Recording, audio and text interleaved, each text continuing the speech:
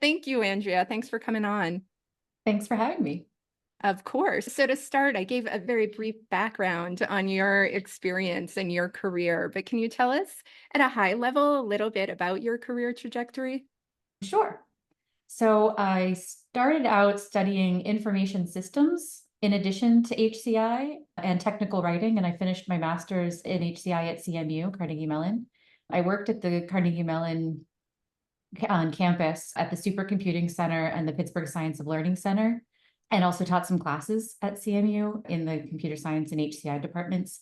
I then ended up at Google and worked there for 18 years, where I was the eighth UX researcher hired. Oh, So I wow. got in pretty early there. I moved into management in about 2011, where I became the UX lead for Google Fiber, where I was managing a team of over 20 UXers, designers and researchers and writers. And over the time I was at Google, I worked on many projects, consumer, B2B, developer. I did privacy work and policy work over the years. I was very involved in research ethics, mentoring, teaching UX research methods, and I was the primary editor for the UXR handbook at Google, which captured our standard operating procedures for UX research across the company. I left Google this year, at the end of last year, and I've been doing my own thing for this year, doing UX research consulting, teaching, mentoring UXRs, and that's really organically evolved into becoming an AI research tools consultant as I've followed my interests and the opportunities that have presented themselves.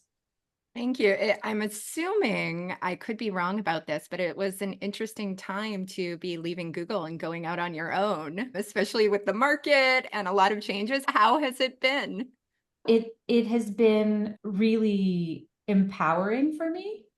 I was kept well at Google for so Mhm. many years. They treated us very, very well, and I had amazing colleagues and really enjoyed my time at Google. But it was 18 years is a long time, and a lot had changed, and it was time to move forward and move on. And for me, one of the big things that opened up was the opportunity to explore new tools and do things and new techniques that I didn't need to go get pre-approval and go through. I could vet them on my own, and I didn't have this giant behemoth of an organization with all these approving bodies Mm. slowing down my progress. And that's really when I jumped in on learning more about the AI tools and how to apply them to research, because that was not something that was available to us internal to Google at the time when Well, I was that's there. yeah, that's what I wondered. And you've answered the question a little bit. But when you were first going off on your own with your consultancy, you mentioned you did want to follow your interests and your passions and play with some tools. When you initially went out on your own, were you expecting that you were going to focus on AI, or did it naturally evolve? It was pretty organic. I'm not a technologist by most definitions of that. I'm more interested in the intersection of people, process, and technology. And sometimes it's a process solution, sometimes it's a people solution to try to, improve things. I'm not always going for the technology or the technological solutions, but I am a methods nerd. I am a Okay. Yeah. research methods nerd. I collect them. And I've always been innovating on research methods for as long as I've been a researcher. I think I have a paper from 2007 where I was doing some interesting things with KLM and user testing and solving Fitts law backwards to determine the tab width for Firefox 2.0, and published that at Chi. And I've just done nerdy, weird research, like methodological things.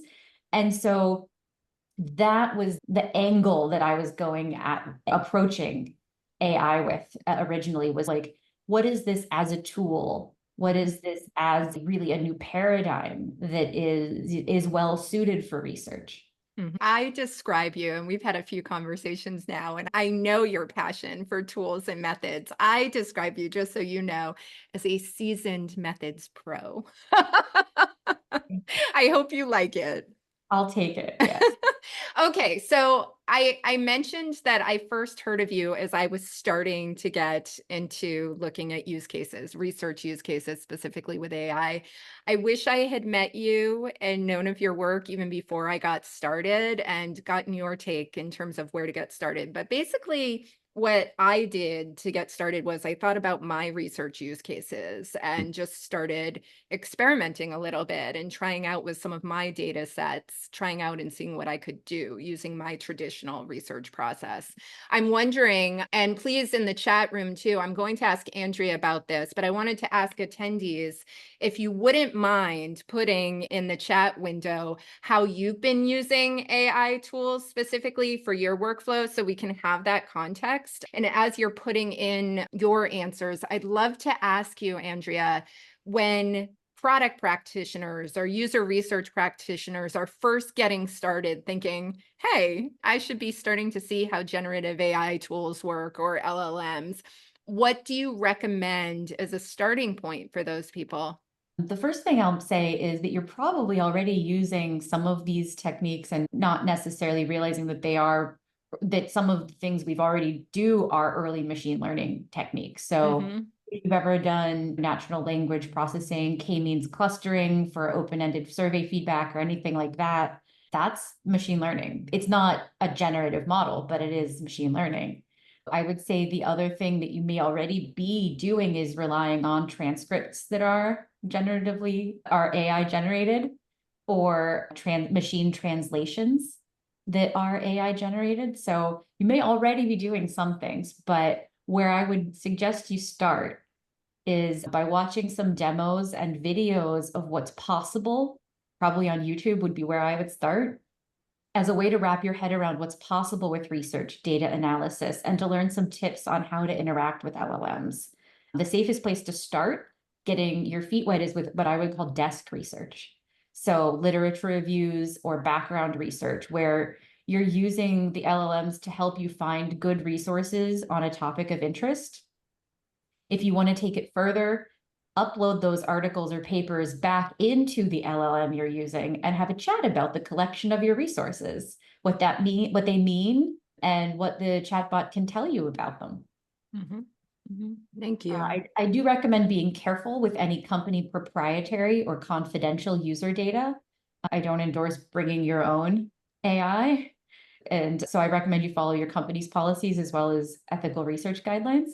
I think as a place to get started, even if your company doesn't have resources available, with it doesn't mean you have to go generate data, is in that literature review background research phase. It's so funny that you recommend that. And you had talked about using LLMs for literature reviews. And I still, when I was in your workshop, you were talking about it. I still haven't done that. And part of the reason is I'd be curious your take, Andrea, when I've been using LLMs, whether it's Chat GPT 4 or Claude, I'm only still comfortable, even months in, using my own data sets where I know where the data is coming from. And that's my fear. Going out into the broader world, I'm concerned that it will be challenging for me to vet what's real or not. And I'm curious what you tell people in that instance when they are like me, a little nervous. With desk research, what you're doing is you are sourcing underlying articles. Hmm. So you're not asking the LLM to just give you facts. What you're doing is saying, I want to know about this topic. Give me papers, give me resources, or give me facts and tell me where you got the facts. And then you go read those resources. Hmm. Hmm. And so what you're doing is you're using primary sources, and then you can use those primary sources, journal articles, I don't know, Pew Research, whatever, World Reports, whatever published articles you found that were relevant to your topic of interest. Take those and then upload those as your working corpus of information. So it is based in what you know is facts and what you know is vetted legitimate articles. Okay, thank you. At this point in the process, we've gotten some questions for you, Andrea, but I wanted to also tell all of the participants, I mentioned this at the beginning of the session, that I was starting out the session where video would be turned off. Video is now turned off, or it's turned on. So my intention for today is to have a conversation with Andrea. So if you'd like to turn on your video and be here with us, please feel free to do so at this point. Also, if you have any questions that you'd like to ask Andrea directly, you can raise your hand and you can do that as well. Donald, I saw that you have a question for Andrea. I'll put you on the spot because I know you. Would you like to ask? Hi. Hi, Donald. I was going to ask if you wanted to ask your own question, so feel Sure. free.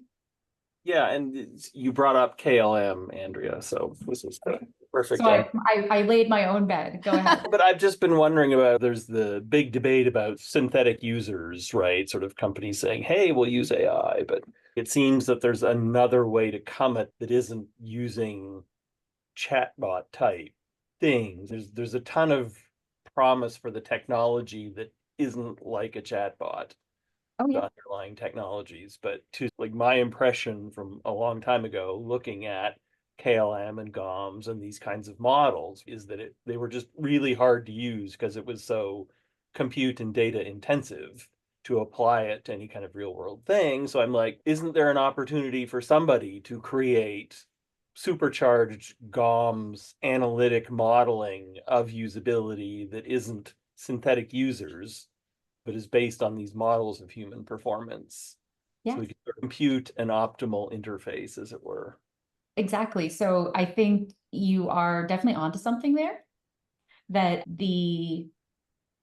I would suspect that the technology is at a point where it would be possible with especially with the newer developments where it can they can process images, and hesitate to use the word see. They can process images and understand interfaces and things like that. I would imagine either telling it or having the system intuit what the steps would be, and then you could just refine them and say, actually, no, that's not the right. I want to test where if you use the drop-down menu versus the context menu versus whatever, and you can, specify the path, and then have the system apply what we know from psychology tests are the times it takes a human to do those things.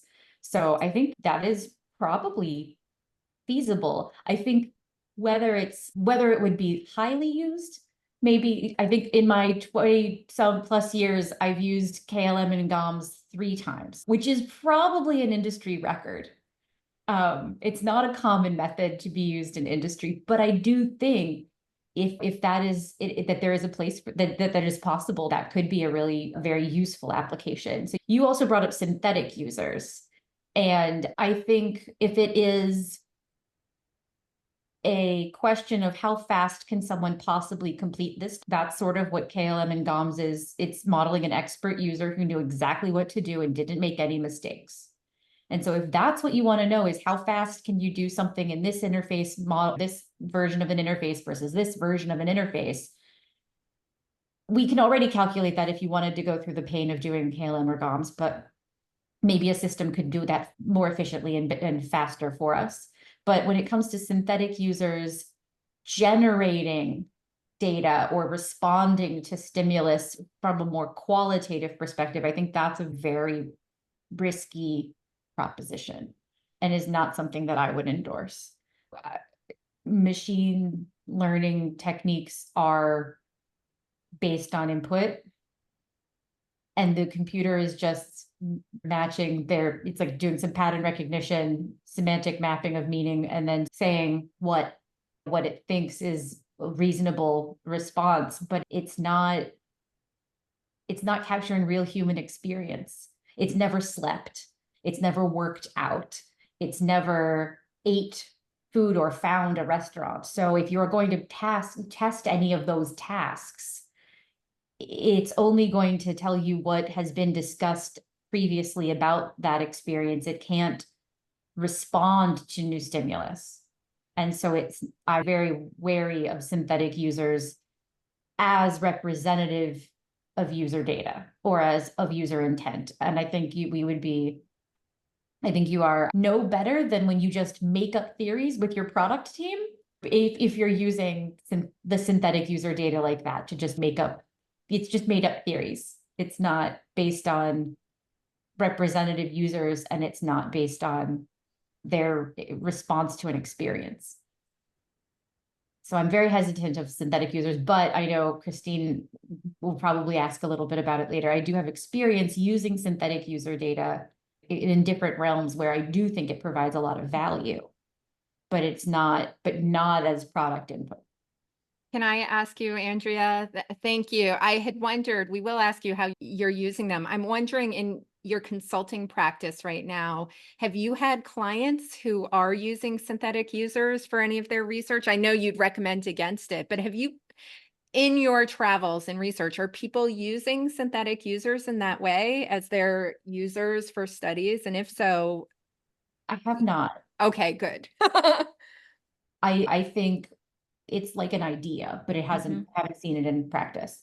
I think there was a second part to your question that I missed, but Yeah, I think the answer is luckily you're not running into a lot of teams who are using their synthetic users for the bulk of their research, if at all, which is right. that's a Yeah. relief.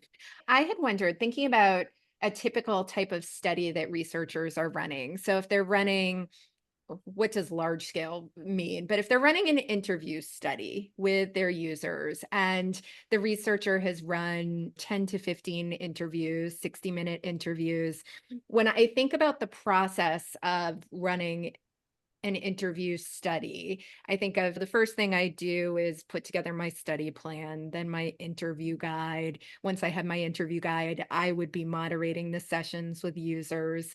Then there's the summarizing all of the data, synthesizing it, and then delivering the results. And I have some leanings when I think about study planning, writing the interview guide, summarizing the data, synthesizing. There's certain ways I'm using LLMs and AI at this point in my process. Can you share with us at a high level how are you using AI at all of those stages or just some of those stages? I know this could be a question that took the entire session, but just at a high level in your process running an interview study, how would you recommend using AI and how do you? Yeah. Let's see. How do I recommend using it? I personally use LLMs for some things, and then I use other AI-enabled research tools for other things. So I'm being somewhat more of a domain expert. I'm a little more sophisticated with how and when I pick out different tools. I don't expect this to be the norm. But as an example, I can highlight, because it's different. Every research project is a little different. And so when I'm working with clients, the recommendations I make are slightly different based on their needs.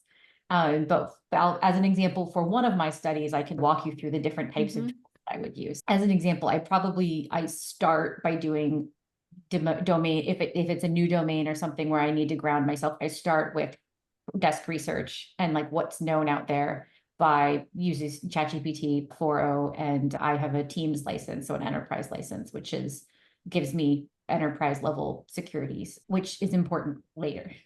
But where I start is I'll ask it what's known in this domain, what are some of the most recent or most canonical papers in the domain, whether those are published like academic publications or industry publications or like more like news articles, things like that. And it's great. It's a great resource librarian. Literature reviews are not my favorite, but this has actually, using ChatGPT has actually made that a much bigger part of my process. So I start there. Then I would, in this particular sample study, I was looking for shopping habits in the US versus Mexico. And so I got some grounding information about different stores and different industry articles and things. And I did my lit review. Then I actually brainstormed the script with ChatGPT, where it got me started. And we went back and forth a few times. And then I tweaked and edited and crafted my interview guide. In this case, I ran this particular study using Voice Panel, which is an AI moderated tool. because I don't speak Spanish. And I was able to run this in Spanish as well as in English. I could have just as easily run it in Outset or in Versive or another language that is an AI moderator tool. In this case, I did use voice panel. And then once I had fielded in Spanish and in English, I then used voice panel's reporting tools to start doing some analysis and looking at things, but I didn't stop there. I used ChatGPT then to translate the Spanish responses that I had exported so I could read them. Oh, very cool. Okay. And then did some manual analysis in spreadsheets, manual tagging, manual reading and reviewing of different content, as well as utilizing Add Maple, which is a quantitative tool that I'm in love with. I dabble in the quant side, and I really Add Maple as an exploratory data analysis tool, but I am very impressed with their open-ended coding. And so I actually ran a trial with this study where I did open coding tagging myself I think it was only 60 responses. So I did those by hand. And then I had Add Maple do it. And the difference was it took me 45, 50 minutes to do it by hand. And Add Maple did it in 3. And when you're looking at the coding, is it And pretty that close quality. to yours? And to be fair, the 3 minutes was actually me skimming and reviewing tagging and making a few edits and hand tuning before being done. So the 3 minutes was my oversight of its work. It did it faster than that. And I like Add Maple for fast thematic tagging of certain questions. And then actually with Add Maple, I actually gave it the Spanish. I didn't have to give it English. It took the Spanish responses and did thematic tagging of those in Spanish for me without having to translate them, because we were looking at store names and I didn't want the translation to mess up the store names, the Spanish store names in Mexico. And then I also took the data and put it into Coloop for segmentation comparison and analysis. So I did comparing the Mexican segment to the US segment, and you could also segment on other variables if you cared to. And then did some analysis in Coloop. And then as well, I used Reveal. In particular, I like its hypothesis testing, where you can say for all 60 users, do they prefer to shop in person for groceries? And then it will go through all 60 users and go, yes, no, not enough data, maybe. And it'll go through each person and vet that hypothesis based on that person's interview. So you can get a tally of a working hypothesis that way very quickly. And it shows you the supporting evidence, so you can then check them. So I did that for hypothesis testing and then additional analysis. And then I took all of that, and then I do my own graphs usually in spreadsheets because I'm picky about making them pretty. When I'm looking down, I'm feverishly taking notes on some of the things you've said. What I recorded, Andrea, in a study like this, a traditional study, and I know you're an expert with many of these tools, and as you self-described tools nerd, I'm wondering, I wrote down that for this study, you'd use the frontier model, maybe a ChatGPT-4, voice panel, Reveal, Coloop, and Add Maple along with spreadsheets. Are there any other tools that come into play? And we'll talk more about tools. Which is Reveal, which is similar to, not the same, but has a similar grid analysis approach where it's good for qualitative analysis as well as Coloop. You don't have to. They each have strengths, and so I was knowing that I was using both, but you certainly wouldn't need to use both. Reveal is a qualitative analysis tool. There's a shameless plug. There's a demo on my YouTube channel of most of the tools I just described. Most of the tools I described are tools that I endorse and use and have found a lot of value in, and most of them have demos. I think Coloop's demo is tomorrow. And excellent. Also, I've been listening into the recordings Andrea has. I had a chance to go to one of the live sessions.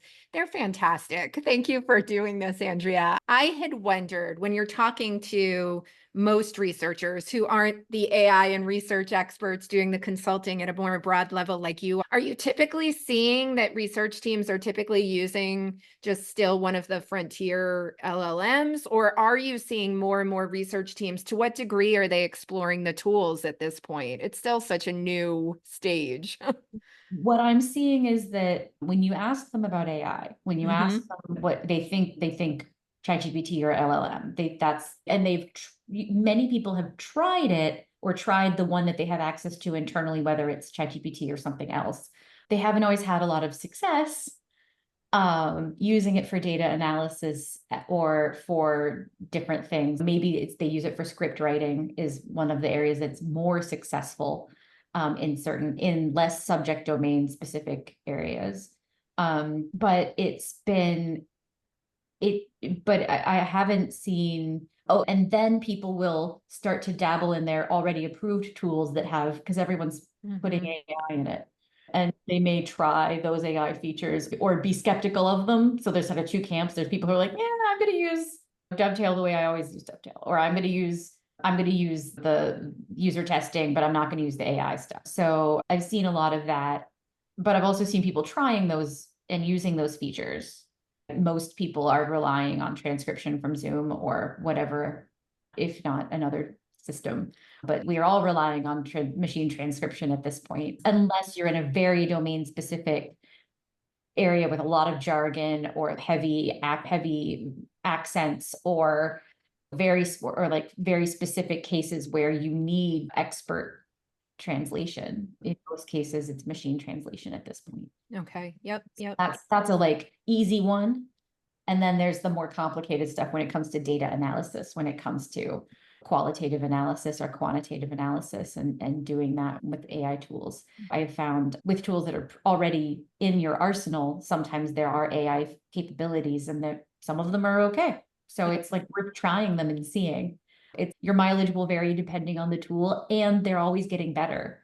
So just because they put AI in something, it may have been mindfully done, it may not have been mindfully done. Yep. It may have been well executed, it may need some work, it may get better over time.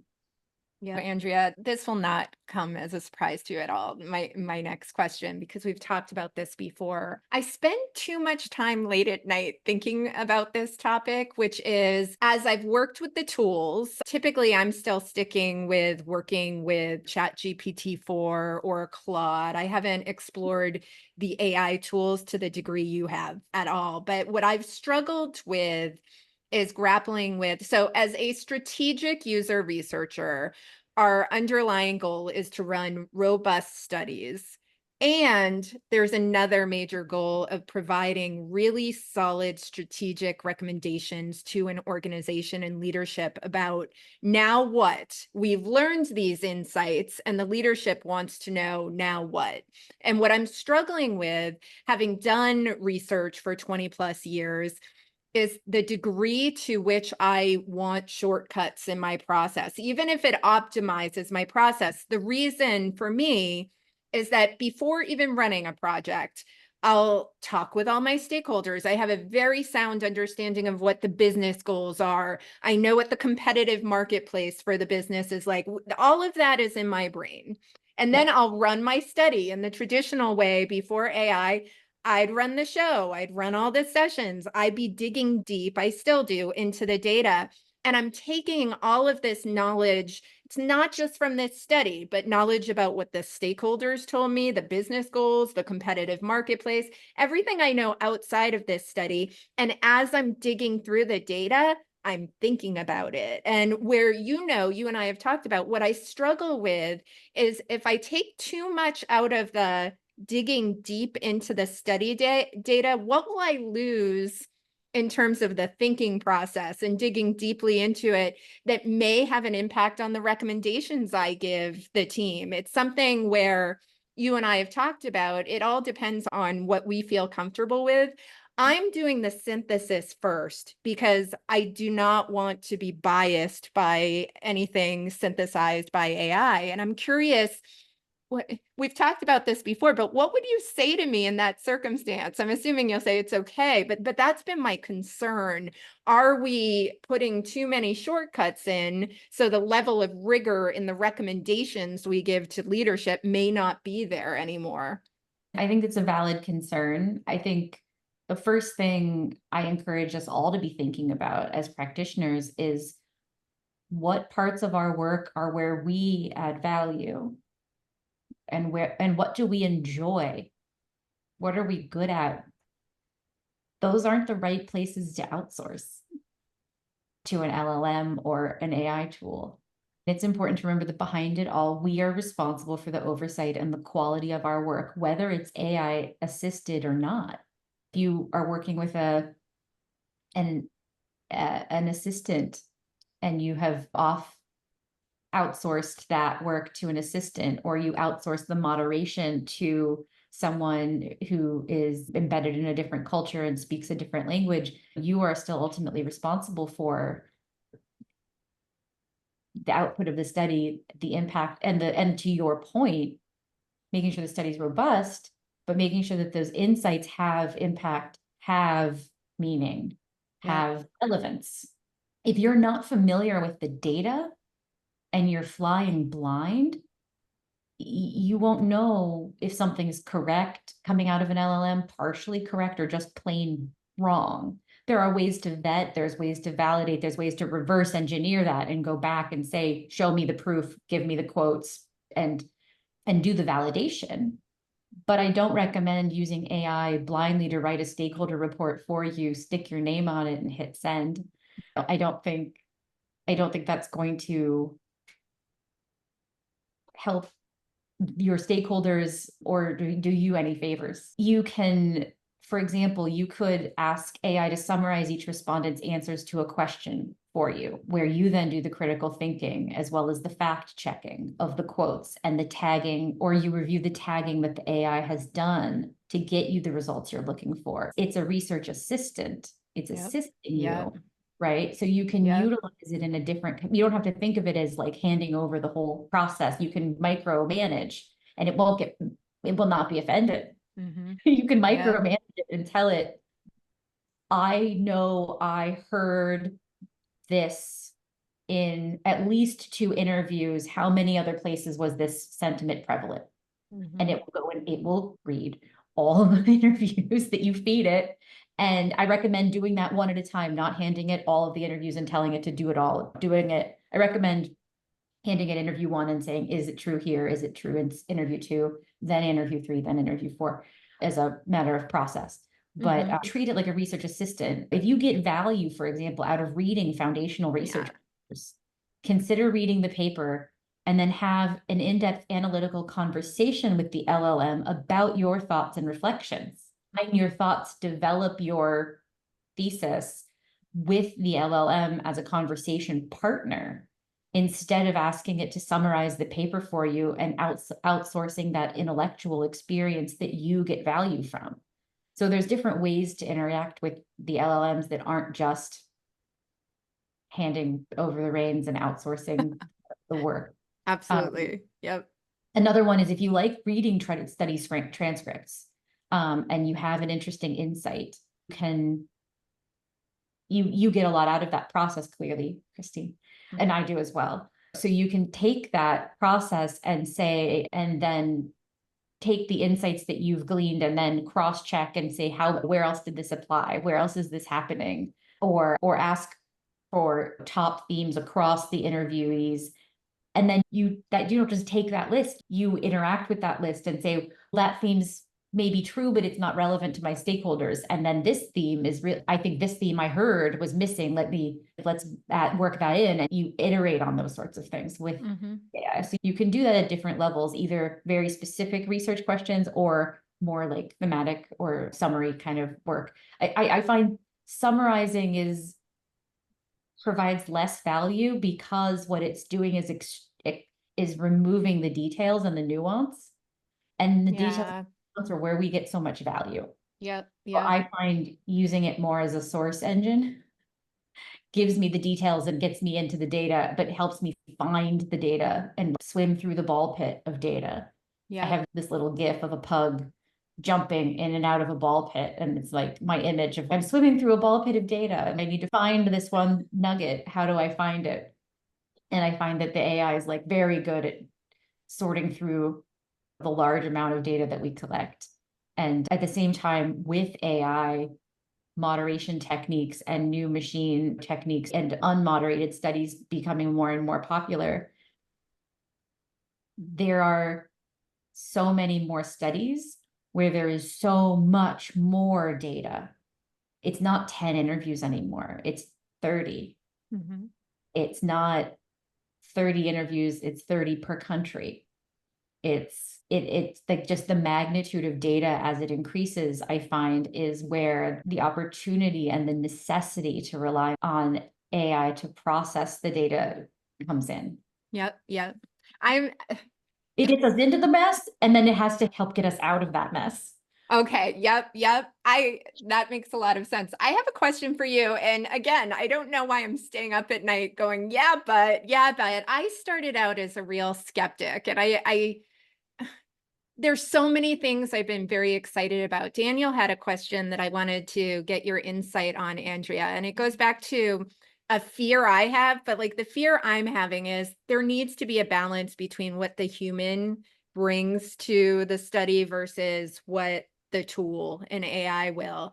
And my fear has been there's so much pressure in an organization for increased velocity that too many shortcuts will be taken. So that's where I'm the pessimist in the room, and that's where I've been. Daniel asked an excellent question, which you spoke to this, Andrea, about can you describe from your perspective some of the best practices around the approach you were talking about using these AI tools as a research assistant while also remaining cautious about what kinds of data you're feeding into the tools? Is there a process you're using and best practices to figure out that right balance?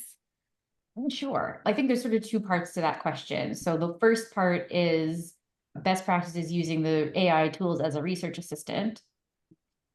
And there it is just so I've done a lot of mentoring, a lot of hosting, managing junior researchers, managing interns and folks early in their careers. And I think you can interact with and be a little more heavy-handed, micromanaging, if you will, with the AI agents, but you give it a task to go answer a specific question. You don't ask it to boil the ocean. You don't ask it to come up with the top themes necessarily. You say, this is the research question we had. This is what the stakeholder needs to know. Do we have evidence of this here? Where is the evidence? Mm-hmm. And it can go find it for you. So that's an example of treating it like a research assistant, having it be a research assistant.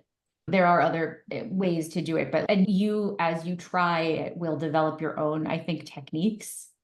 Everyone will do it like not like I don't think any of us interact with spreadsheets the exactly same way. The same way you'll develop your own techniques for how to use this as a tool, as a research assistant tool or resource librarian kind of tool. I think people will develop their own style as you try it. Mm-hmm. Second part to the question was about what was it? Oh, hold on, the question moved. Second part of the question was how do you remain cautious about the types of data that you're feeding to the tools? And this is where you need to be vetting the tools that you use and understanding how you need to make sure that they're either approved for work use, or if you are like me, an independent consultant, that you are vetting these tools. So for example, I have an enterprise license with ChatGPT. What that means, it's not full, it's not, like big enterprise, it's the Teams license, which is like their accessible for normal people, but it's an enterprise level license, which means it's SOC 2 compliant, which means we're getting encryption on the upload and the download, that it's not using your data for training data. These are all the kinds of things you want to be looking for when you're talking to these tools and when you're talking to these companies. If you have GDPR concerns, where is the data being stored? Maybe a consideration for you. There are all of these, or if it's HIPAA related data, which is healthcare protected data, and that comes up, then there's additional scrutiny and additional safeguards you need to put into place. Best practices for me when I'm running these studies is I don't have any PII in the studies. Some tools, Reveal in particular, has a PII stripper feature where it, as part of the import process, will do a review of your content. I believe Hey Marvin also has some PII and HIPAA related data processing steps where you can go through and say, remove things that are names, remove locations, remove whatever, and the AI will go through and go blip, blip, blip, blip, blip, and redact before it imports it. So before it processes it, right? So that you can do that by hand, or you can have that be machine assisted, but that's a good best practice. There's also a PII script that AdMaple has. It's on their website. It's not part of their data analysis project because it's a pre-processing data processing step before you upload your data to AdMaple,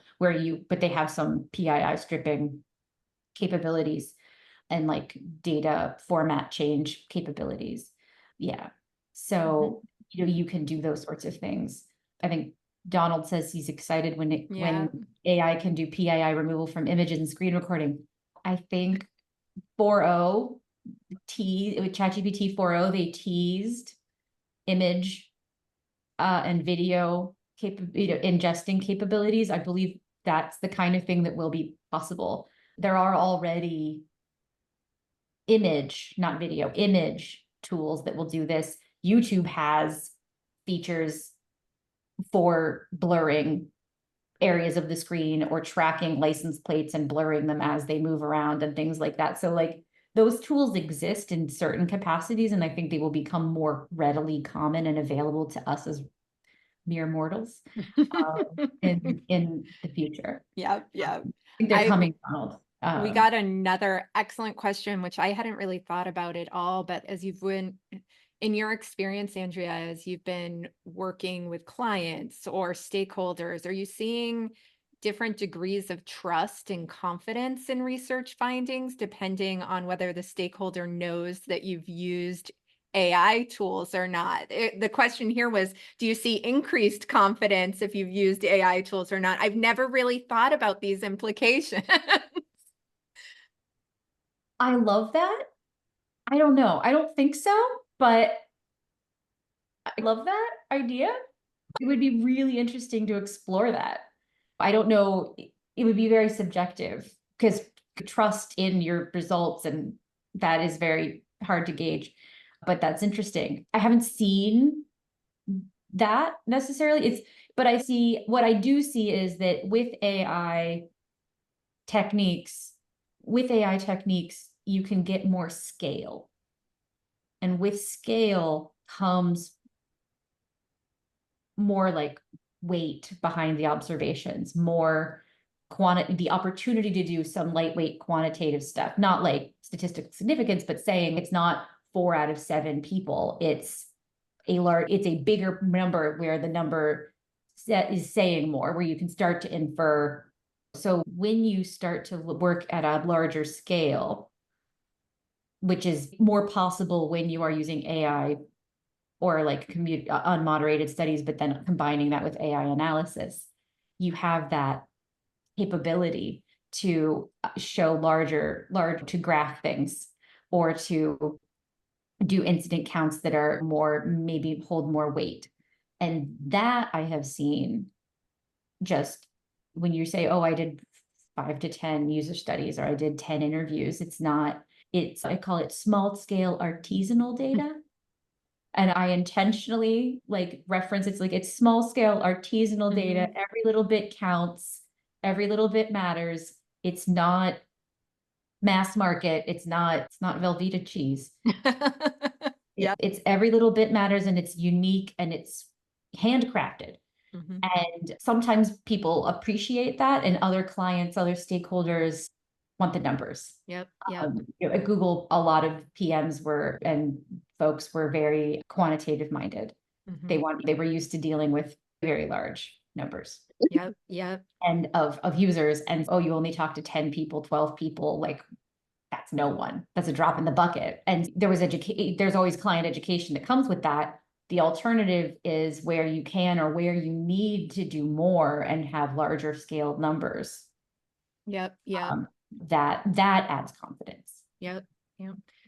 Thank you, Andrea. We have 5 minutes more. I did want to touch upon synthesized users a little bit because we were talking about it. But if anyone has any additional questions for Andrea, please put them into the chat window and we'll try to cover as much as we can in the 5 minutes we have.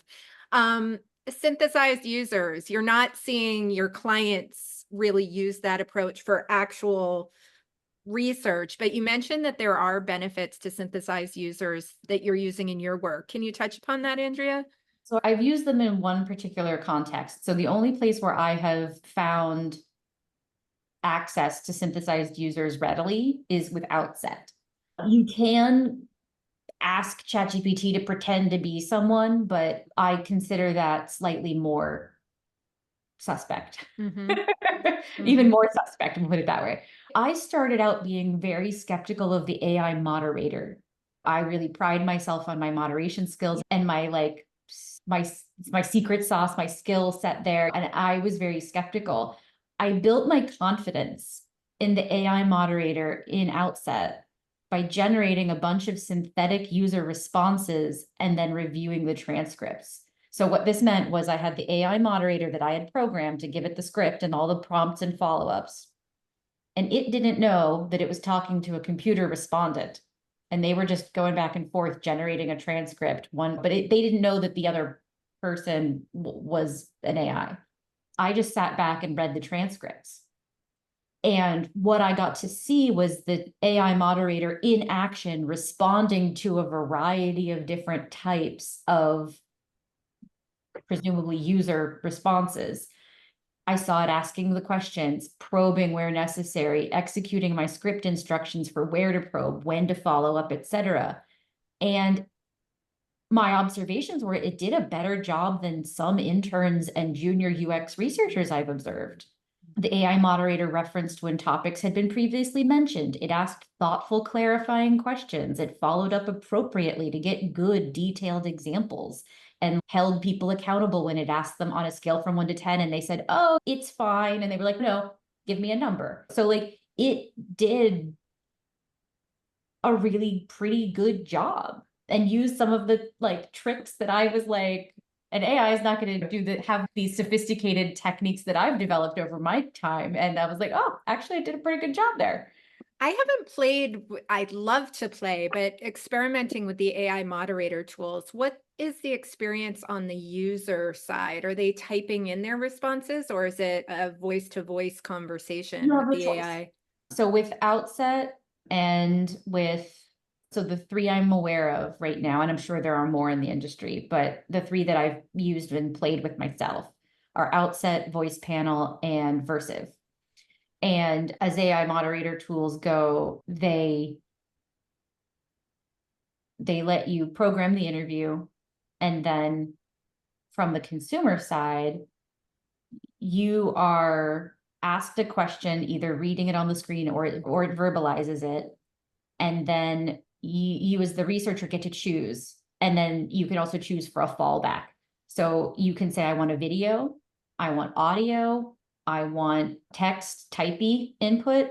I don't recommend the typing because then you're going to get the crummy responses that you get from short form survey responses where people are lazy and they just type it's fine or lol or JK and you don't get your answers. When they're talking, you get so much more. Yep. Yeah. It's easier to talk. Absolutely. And so you get full sentences, you get complete thoughts most of the time. It's much, much better. Yep. And so video or audio. For the study I did on fitness, I chose an audio input in particular because I didn't want people to feel self-conscious about how they looked or their physical fitness or appearance on the video. And also just for PII, I didn't need the videos. So I just took the audios. Absolutely. Yep. Yeah. But you can do it with voice.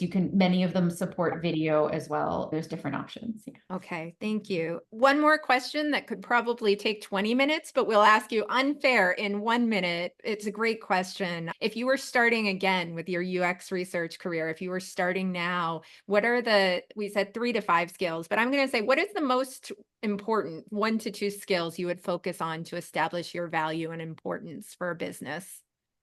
I'd say the number one thing you need as a researcher is I'll call it your interview skills. It's a combination of how to ask the question, when to ask the question, the way you ask the question, and listening to the answer. And it's hard to do all of that at the same time. It takes a lot of practice. It sounds funny coming from someone who's like all about AI and AI moderation and all of these things. But even with the AI moderator, you have to program the interview and you have to know if it's doing a good job. And so you have to have that experience. You have to have that training. And frankly, those skills will pay off when you're talking to your stakeholders. Because the stakeholder interview is almost as important, if not more important, than your user interviews. And the user interviews, if it's garbage in, garbage out, the AI is only going to do as good at the analysis as what the content of those interviews was. So if you did the interviews and you didn't ask good follow-up questions, you don't have good data. So I would say if you had one skill to work on, it's developing your interview skills. So, and your desk side manner. So it's like how you put people as part of that is how you put people at ease, how you interact with people. And that is number one in my book. Andrea, thank you so much for the time today. This was super, super helpful. We all enjoyed the time with you. And thank you all for attending as well. I put a link to the SurveyMonkey survey in this session. If you wouldn't mind spending a couple of minutes giving us feedback on the session. I also got questions. Will we have the recording from this session? We will, and I'll be sending that out in the next couple of days. So thank you all for joining. And Andrea, thank you so much for your time today. This was excellent.